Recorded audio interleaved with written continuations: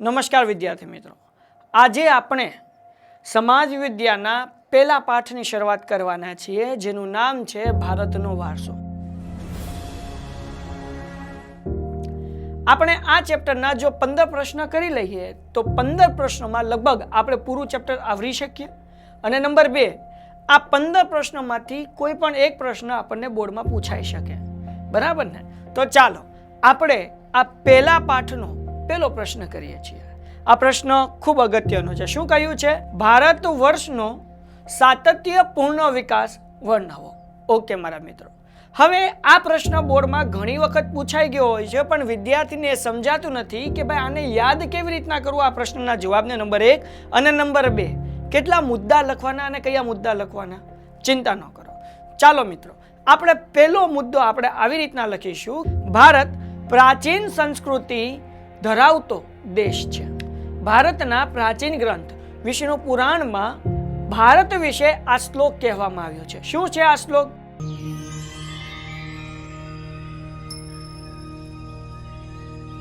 આ શ્લોકનો મતલબ શું થાય? સમુદ્રની ઉત્તરે અને હિમાલયની દક્ષિણે આવેલ સ્થળનું નામ ભારત વર્ષ છે. બરાબર? અને બીજી જે પંક્તિ છે એનો મતલબ શું થાય? જેના સંતાનો ભારતીય છે તેમ કહેવાયું છે. ખ્યાલ આવ્યો કે નહીં? એટલે કે સમુદ્રની ઉત્તરે અને હિમાલયની દક્ષિણે જે સ્થળ આવેલું છે આપણું ભારત છે, અને જેના સંતાનને ભારતીય કહેવાય છે. તો આ પહેલો મુદ્દો આપણે આવી રીતના લખીશું, એટલે કે શ્લોક લખીશું અને શ્લોકનું ભાષાંતર લખીશું. હવે આપણે બીજા મુદ્દા તરફ જઈએ. આ બીજા મુદ્દાની અંદર આપણે શું લખીશું? ભારતમાં શુભ કાર્યના પ્રારંભે લેવાતા સંકલ્પમાં ભારત વર્ષ, ભારત ખંડ, જંબૂદ્વીપ, આર્યવત વગેરે શબ્દોનો ઉપયોગ થયો છે. આ આપણો બીજો મુદ્દો થયો.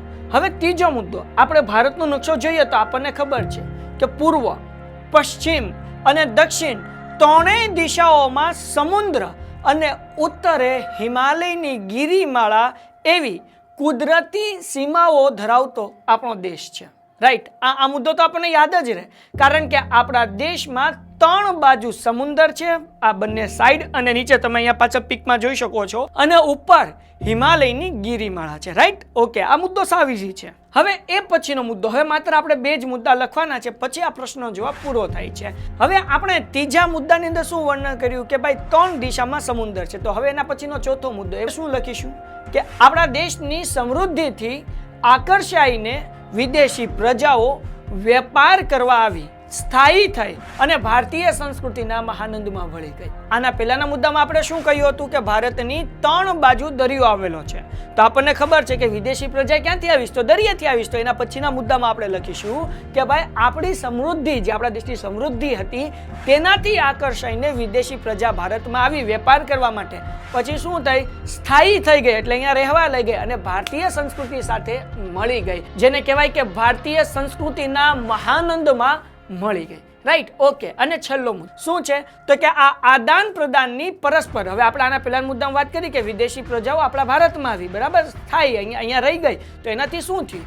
તો કે આ આદાન પ્રદાનની પરસ્પર પ્રક્રિયા દ્વારા દેશમાં અનેક પરિવર્તનો જોવા મળ્યા, અને એ રીતે એક પેઢીમાંથી બીજી પેઢીમાં આપણા વારસાનું હસ્તાંતરણ થયું અને તેનો સાતત્યપૂર્ણ વિકાસ થયો.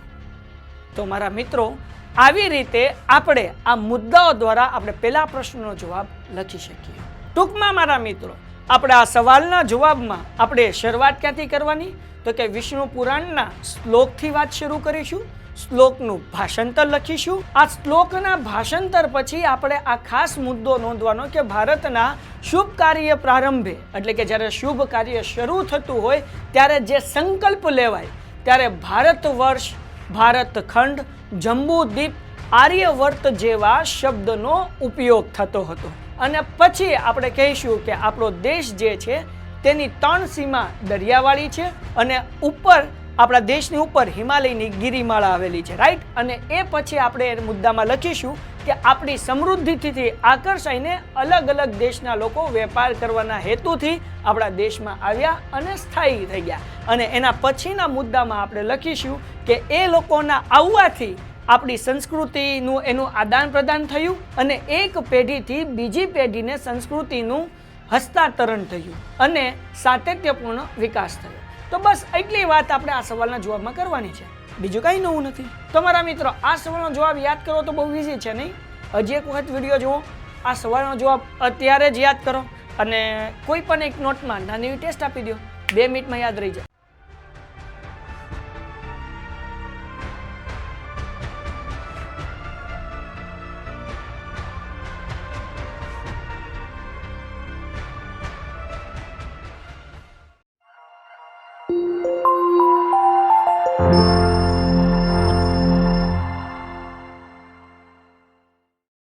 ભારતનું સ્થાન, કદ અને વિસ્તાર વિશે જણાવો.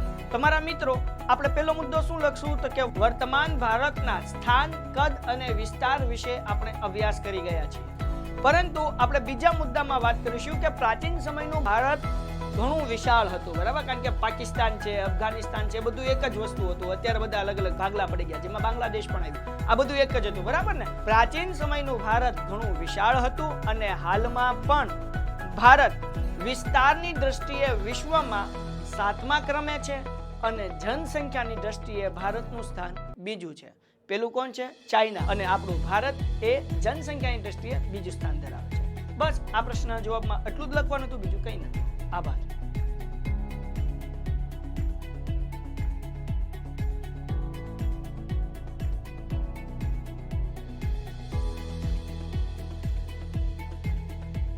વિદ્યાર્થી મિત્રો, આ પ્રશ્ન પણ બોર્ડના દૃષ્ટિકોણથી ખૂબ અગત્યનો છે. ભારતીય ભૂમિના વૈવિધ્યસભર વારસા વિશે માહિતી આપો. હવે આ જ પ્રશ્ન આપણને બીજી રીતે પણ પૂછાઈ શકે. દાખલા તરીકે, ભારતીય સંસ્કૃતિનો પરિચય આપો. તો આ બે પ્રશ્ન અલગ અલગ છે, પણ આનો જવાબ તો એક જ છે. એટલે કે ક્યાં તો આપણને પહેલી રીતે પૂછાય અથવા તો બીજી રીતે પૂછાય. હવે પહેલા તો આપણે સવાલ સમજીએ કે સવાલમાં આપણને શું કહેવા માંગે છે. તો આપણને બીજો સવાલ તો સમજાઈ જાય કે આપણે ભારતીય સંસ્કૃતિનો પરિચય આપવાનો છે. એટલે શું? તો કે ભારતીય સંસ્કૃતિ કેવી છે, કેવી હતી, બરાબર? એની આપણે વાત કરવાની છે. હવે પહેલો પ્રશ્ન જે છે એ ભારતીય ભૂમિના વૈવિધ્યસભર વારસા વિશે માહિતી આપો. હવે આપણી સંસ્કૃતિમાં આપણને ખબર છે વિવિધ સંસ્કૃતિનો સમન્વય આપણી ભારતીય સંસ્કૃતિમાં થયો છે. એટલે આમ જોઈએ તો આ બંને પ્રશ્ન એક જ છે. તો હવે આ પ્રશ્નનો ઉત્તર કેવી રીતના લખવો, જવાબ કેવી રીતના લખવો, તો એનો પહેલો મુદ્દો આપણે જોઈશું. સાથે સાથે આપણે એને યાદ પણ કરતા જશું. તો તૈયાર છો ને? તો ચાલો મિત્રો, હવે પહેલો મુદ્દો કઈ રીતે લખશું તો કે ભારતીય ભૂમિએ આપણને અને વિશ્વને સમૃદ્ધ અને વૈવિધ્યસભર વારસો આપ્યો છે. આપણો વારસો સમૃદ્ધ છે અને વૈવિધ્યસભર એટલે શું? તો કે વિવિધ પ્રકારનું, બરાબર? આપણી સંસ્કૃતિમાં વિવિધ સંસ્કૃતિઓ છે, બરાબર? તમે સમજો છો, રાઈટ? આપણે આગળ વધીએ એટલે પહેલો મુદ્દો આ થઈ ગયો. બીજો મુદ્દો, આપણી સંસ્કૃતિ કેનો સંદેશ આપે છે આપણે બીજા મુદ્દામાં લખીશું. એટલે કે ભારતીય સંસ્કૃતિ શાંતિપ્રિય અને વેપારી રહી છે. આપણી સંસ્કૃતિ કેવી છે? શાંતિપ્રિય છે અને વેપારી છે, રાઈટ? ઓકે, આપણે બાંધવામાં માનતા નથી ભાઈ, આપણે શાંતિમાં માનીએ છીએ અને આપણે વેપારીઓ છીએ. ઓકે. ત્રીજો મુદ્દો કે ભારતીય સંસ્કૃતિમાંથી સત, ચિત્ત અને આનંદનો અનુભવ પ્રાપ્ત થાય છે. સત, ચિત્ત અને આનંદનો અનુભવ પ્રાપ્ત થાય છે. ઓકે. અને ચોથો મુદ્દો, આ ઉપરાંત અહીં આવીને વસેલી ભિન્ન ભિન્ન સંસ્કૃતિ સાથેના આદાન પ્રદાન થકી ભારતીય સંસ્કૃતિ સમૃદ્ધ બની છે. તમારા મિત્રો, આપણી સંસ્કૃતિ સમૃદ્ધ બની એનું એક રીઝન શું છે? એક સૌથી અગત્યનું કારણ એ છે કે અહીં જે કોઈ પણ વસ્તી આવીને વસી એ દરેકની સંસ્કૃતિ અલગ અલગ હતી, પરંતુ આપણે એ દરેક સંસ્કૃતિને આપણી સંસ્કૃતિ બનાવી અને એક એવી સંસ્કૃતિ બનાવી કે જેમાં દરેક અલગ અલગ સંસ્કૃતિના રંગો જોવા મળે. અને આવી સંસ્કૃતિ માત્ર ને માત્ર ભારતમાં જ છે. એના પછીનો મુદ્દો, તેને અપનાવેલ અહિંસા અને શાંતિના મૂલ્યોની આજે વિશ્વભરમાં પ્રશંસા થઈ છે અને સ્વીકાર થયો છે. આપણે અહિંસાના માર્ગ ઉપર ચાલવાવાળા છીએ. આપણે શાંત લોકો છીએ. આપણે બાધકડું અને ઝઘડાળુ લોકો નથી, બરાબર? અને વિશ્વભરમાં આની પ્રશંસા થઈ છે અને લોકોએ આ બાબત સ્વીકારી છે. અને આનો એક સૌથી સારું એક્ઝામ્પલ છે મહાત્મા ગાંધી, જે અહિંસાના રસ્તા ઉપર ચાલીને આપણા દેશને આઝાદી અપાવી. એના પછીનો મુદ્દો આપણે શું લખીશું? સિંધુ ખીણની સંસ્કૃતિના લોકોથી શરૂ કરીને આજ દિન સુધીના લોકોએ ભારતને પોતાની આવડત, બુદ્ધિ, શક્તિ અને કલા કૌશલ્ય દ્વારા સમૃદ્ધ બનાવ્યું છે. હવે સિંધુ ખીણની સંસ્કૃતિના લોકોથી લઈને એટલે કે પહેલાના પ્રાચીન સમયના લોકોથી લઈને આજ સુધીના દરેક લોકોએ પોતાની જે શક્તિ હતી, પોતાની જે આવડત હતી, બુદ્ધિ હતી, કલા હતી અને પોતાની અંદર રહેલું કૌશલ્ય જે હતું એનાથી આપણી સંસ્કૃતિ જે છે એને સમૃદ્ધ બનાવી છે. હવે આ જ મુદ્દાને આના પછીના મુદ્દામાં વધારે વિસ્તારથી આપણે રજૂ કરીએ. જો આવી રીતે ભારતના ભવ્ય વારસાના નિર્માણ અને ઘડતર માટે અનેક ઋષિ મુનિઓ આપણે જાણીએ છીએ અને આગળના ચેપ્ટરમાં આપણે ભણીશું પણ ખરા કે ભાઈ આપણે શલ્ય ચિકિત્સા હોય કે અલગ અલગ ઘણી બધી ચિકિત્સા છે, એમાં ઋષિ મુનિઓનું બહુ મોટું પ્રદાન છે.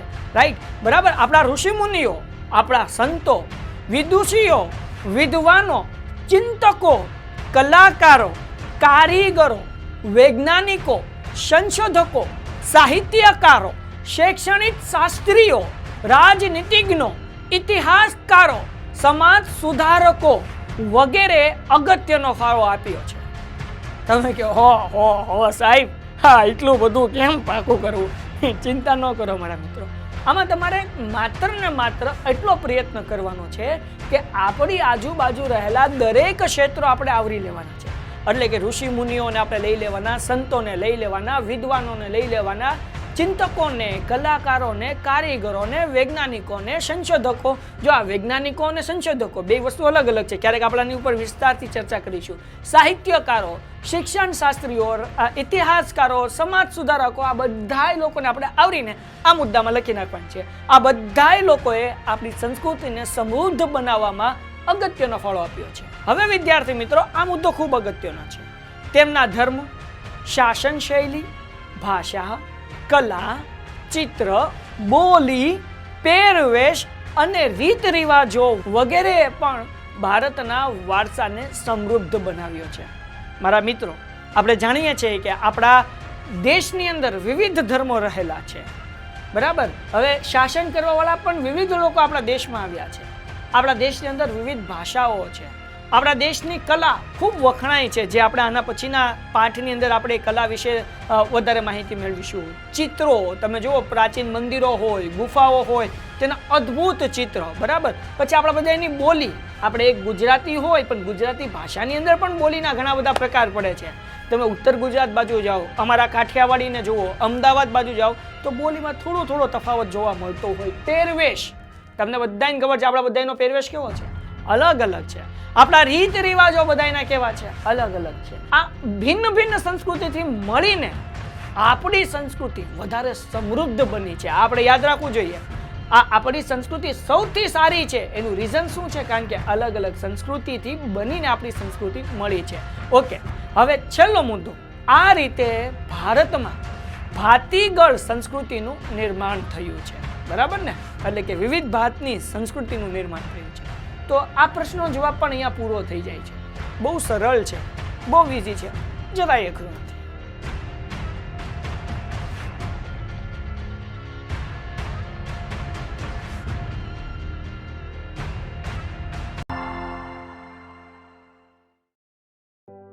ચાલો વિદ્યાર્થી મિત્રો, હજી એક સંસ્કૃતિને લગતા પ્રશ્નનો અભ્યાસ કરીએ અને બોર્ડ માટે આ ખૂબ અગત્યનો છે, બરાબર ને? સંસ્કૃતિ એટલે શું સમજાવો, બરાબર ને? આ પ્રશ્ન લગભગ તમે બોર્ડના જૂના પ્રશ્નો ઉઠાવશો તો તમને ક્યાંક ને ક્યાંક આ જોવા મળશે. આપણે આની પહેલા બે પ્રશ્નો જોઈ ગયા છીએ સંસ્કૃતિને લગતા જ, અને આ હવે ત્રીજો પ્રશ્ન છે. ધ્યાનથી સમજજો. તો વિદ્યાર્થી મિત્રો, આ પ્રશ્નના ઉત્તરની શરૂઆત કરીએ એ પહેલા આપણે એક વાત યાદ કરીએ. આપણે બધા શાળા શરૂ થાય ત્યારે એક પ્રતિજ્ઞા બોલીએ છીએ, યાદ છે ને? ભારત મારો દેશ છે, બધા ભારતીયો મારા ભાઈ બહેન છે. અને પછી એકાદ નટખટ છોકરો એ ધીરેકથી બોલે તો લગ્ન કરવા ક્યાં પાકિસ્તાનમાં જવાનું? આ ખાલી જસ્ટ જોક્સ હતો. તો વિદ્યાર્થી મિત્રો, આ જે આપણે પ્રતિજ્ઞા બોલીએ છીએ અથવા તો તમે નથી બોલતા તો આપણી જે પુસ્તકો હોય છે એના પેજ ઉપર આપણને આ પ્રતિજ્ઞા આપેલી હોય છે. એમાં એક આ વાક્ય છે, હું મારા દેશને ચાહું છું અને તેની સમૃદ્ધિ અને વૈવિધ્યપૂર્ણ વારસાનો મને ગર્વ છે, બરાબર ને? આ લાઈન આપણે બોલતા હોઈએ છીએ. એ જ લાઈનથી આપણે આ પ્રશ્નના ઉત્તરની શરૂઆત કરવાની છે. તો આપણે લખીશું કે શાળાકીય અભ્યાસમાં લેવાતી દૈનિક પ્રતિજ્ઞામાં આપણે હું મારા દેશને ચાહું છું અને તેના સમૃદ્ધ અને વૈવિધ્યપૂર્ણ વારસાનો મને ગર્વ છે તેમ કહીએ છીએ. તો વિદ્યાર્થી મિત્રો, આપણે અહીંયા આ પહેલો મુદ્દો લખી નાખ્યો, બરાબર ને? હવે આપણે બીજા મુદ્દામાં શું લખીશું? ભાઈ, સંસ્કૃતિનું ઘડતર કેવી રીતના થાય, સંસ્કૃતિ બને કેવી રીતના, એ આપણે અહીંયા બીજા મુદ્દામાં લખીશું. શું લખીશું મારા મિત્રો? બીજા મુદ્દામાં લખીશું કે દેશ કે સમાજમાં સમય અને સંજોગો મુજબ, જો સમય અને સંજોગો ખૂબ અગત્યનો છે. અત્યારે આ નિયમ બરાબર લાગતો હોય, પણ સમય અને સંજોગો બદલાય તો એ નિયમ આપણે બદલવો પડે, બરાબર? તો દેશ કે સમાજમાં સમય અને સંજોગો મુજબ લોક જીવનમાં આવતા પરિવર્તનો, સુધારાઓ, સામાજિક નીતિઓ અને રીતિઓ વગેરે વડે જુદા જુદા સમાજની સંસ્કૃતિનું ઘડતર થાય છે, બરાબર ને? સમાજની સંસ્કૃતિનું ઘડતર કેવી રીતના થાય? તો કે ભાઈ, જે પરિવર્તન છે, જે સુધારાઓ છે, સામાજિક જે નીતિઓ છે અને રીતિઓ છે, એના વડે સંસ્કૃતિનું ઘડતર થાય છે, બરાબર ને? એક મહાન રશિયન સમાજ સુધારક હતા, આ ધ્યાનથી સમજવા જેવું છે. મહાન રશિયન સમાજશાસ્ત્રી અને નૃવંશશાસ્ત્રી બી મેલિનોવસ્કીના મત પ્રમાણે સંસ્કૃતિ એટલે માનવ મનનું ખેડાણ, બરાબર? આ બહુ માનવ મનનું ખેડાણ, આ અગત્યનું છે. ઘણી વખત આપણને એમ પૂછાય કે સંસ્કૃતિ માનવ મનનું ખેડાણ છે, સમજાવો. તો એમાં આ જ સવાલનો જવાબ લખવાનો હોય. હવે સમાજશાસ્ત્રી જે હતા એ શું કહે છે? સંસ્કૃતિ એટલે શું? માનવ મનનું ખેડાણ, બરાબર? તો હવે અહીંયા ધ્યાન રાખજો. હવે આનો અર્થ આપણે સમજાવવાનો છે એના પછીના મુદ્દામાં, કે સંસ્કૃતિ એટલે માનવ સમાજની ટેવો, મૂલ્યો, આચાર વિચાર, ધાર્મિક પરંપરાઓ, રહેણી કહેણી અને જીવનને ઉચ્ચતમ ધ્યેય તરફ લઈ જતા આદર્શોનો સરવાળો. એનો મતલબ શું થાય? કે સંસ્કૃતિમાં કઈ કઈ વસ્તુ આવે છે? તો કે ભાઈ, માણસની ટેવ શું છે, મૂલ્ય શું છે, એના આચાર વિચાર શું છે, ધાર્મિક પરંપરા શું છે, એની રહેણી કહેણી શું છે, અને જીવનનો ઉચ્ચતમ ધ્યેય એટલે કે જીવનનો સૌથી મોટો ધ્યેય શું છે, આ દરેક વસ્તુ ભેગી થઈને આપણી સંસ્કૃતિ બનતી હોય છે, બરાબર ને? ઓકે, એના પછીનો મુદ્દો આપણે જોઈએ. આપણે બીજા અર્થમાં આવું પણ કહી શકીએ કે સંસ્કૃતિ એટલે ગુફાથી ઘર સુધીની માનવ જાતની યાત્રા.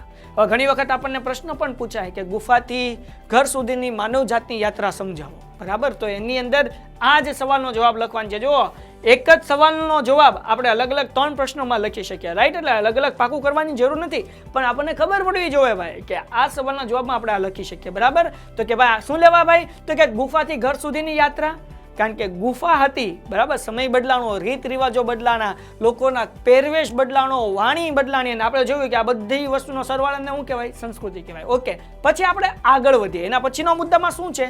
ઇતિહાસમાં સંસ્કૃતિ શબ્દ વિશિષ્ટ અર્થમાં પ્રયોજાય છે.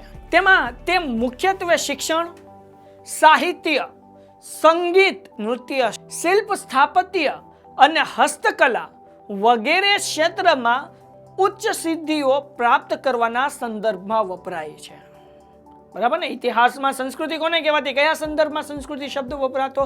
તો કે ભાઈ, શિક્ષણ, સાહિત્ય, સંગીત, નૃત્ય, શિલ્પ, સ્થાપત્ય, હસ્તકલા, આ વગેરે જે ક્ષેત્રો છે તેની ઉચ્ચ સિદ્ધિઓ પ્રાપ્ત કરવાના સંદર્ભમાં સંસ્કૃતિ શબ્દનો ઉપયોગ થતો. તો મારા મિત્રો, સંસ્કૃતિ એટલે માત્ર તમે પહેલા જોયું કે રહેણી કહેણી એ બધી વાત, હવે તેની અંદર આ બધી વસ્તુ આવી ગઈ, હસ્તકલા આવી ગઈ, સ્થાપત્ય આવી ગઈ, આ બધી વસ્તુ આવી ગઈ, બરાબર ને? આખો મુદ્દો. હવે એના પછીનો, સંસ્કૃતિમાં વિચારો, બુદ્ધિ, કલા કૌશલ્ય અને સંસ્કારિકતાના મૂલ્યનો સમાવેશ કરવામાં આવે છે. કોનો સમાવેશ થાય? વિચાર, બુદ્ધિ, કલા કૌશલ્ય અને સંસ્કારિકતા એટલે કે આપણા સંસ્કાર, આ વગેરેનો સમાવેશ સંસ્કૃતિમાં કરવામાં આવે છે. છેલ્લા 2 મુદ્દા રહ્યા છે અને આ સવાલનો જવાબ પૂરો. શું છે? તો કે માનવીએ પોતાના મનનું ખેડાણ કરીને, આ સવાલનો જવાબ કે ભાઈ માનવ મનનું ખેડાણ એટલે શું સમજાવો, બરાબર? સંસ્કૃતિનો અર્થ એટલે શું? આપણે લખીએ કે સંસ્કૃતિ એટલે માનવ મનનું ખેડાણ.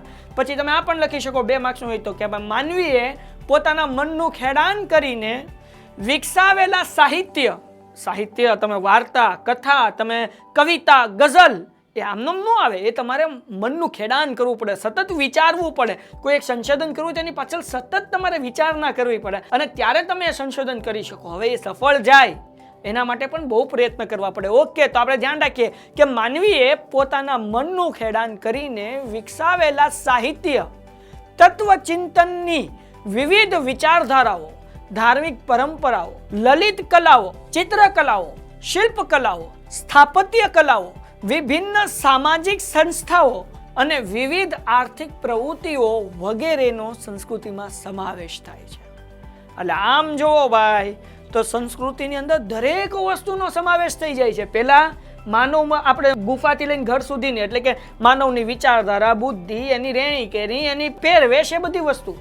પછી ભાઈ તો કે એની અંદર કલા આવી, શિલ્પકલા આવી, સ્થાપત્ય આવી, આ દરેક વસ્તુ આવી. હવે આની અંદર વેપાર પણ આવી ગયો, આની અંદર સાહિત્ય પણ આવી ગઈ, તત્વચિંતાઓ પણ આવી ગઈ, સંસ્થાઓ પણ આવી ગઈ. એટલે સંસ્કૃતિની અંદર દરેક વસ્તુનો સમાવેશ થાય છે. એટલે સંસ્કૃતિ એક બહુ મોટો શબ્દ છે કે જેના પર હરેક પરિબળ અસર કરતું હોય છે. તો છેલ્લો મુદ્દો મારા મિત્રો કે સંસ્કૃતિમાં કોઈ પણ પ્રજા સમૂહની આગવી જીવનશૈલી એટલે કે ધ વે ઓફ લાઈફનો સમાવેશ થાય છે. બરાબર? એટલે કે આગવી જીવનશૈલી એટલે કે મેં તમને કીધું કે જીવનશૈલી આપણા જીવનને લગતા દરેક પાસાઓનો સમાવેશ સંસ્કૃતિની અંદર થાય છે. તો આપણે આવી રીતે સંસ્કૃતિનો અર્થ સમજાવી શકીએ. બહુ સરળ છે, બહુ ઇઝી છે, અને આ ગોખવાની જરાય કોશિશ ન કરો મારા મિત્રો. તમે શું કરો અને સમજો. હરેક મુદ્દો હું તમને એટલા માટે અહીંયા લખાવતો જાઉં છું કારણ કે વિદ્યાર્થીને સમાજનો પાઠ સ્કૂલમાં તો સમજાઈ જતો હોય છે, પણ પ્રોબ્લેમ એ થાય કે આના જવાબમાં શું લખવું, કયા મુદ્દા લખવા અને કેમ પાકું કરવું એ નથી સમજાતું. એટલા જ માટે પેન્ટેક તમારી મદદ કરવા આવ્યું છે. Thank you.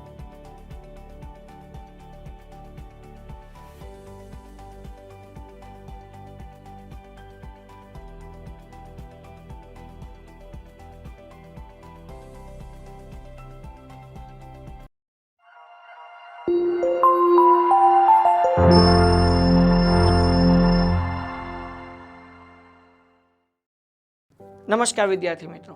આ વિડીયોમાં જે આપણે પ્રશ્ન કરવાના છીએ એ ખૂબ અગત્યનો છે. શું છે આ પ્રશ્ન? કે ભારતનો પ્રાકૃતિક વારસો સમજાવો.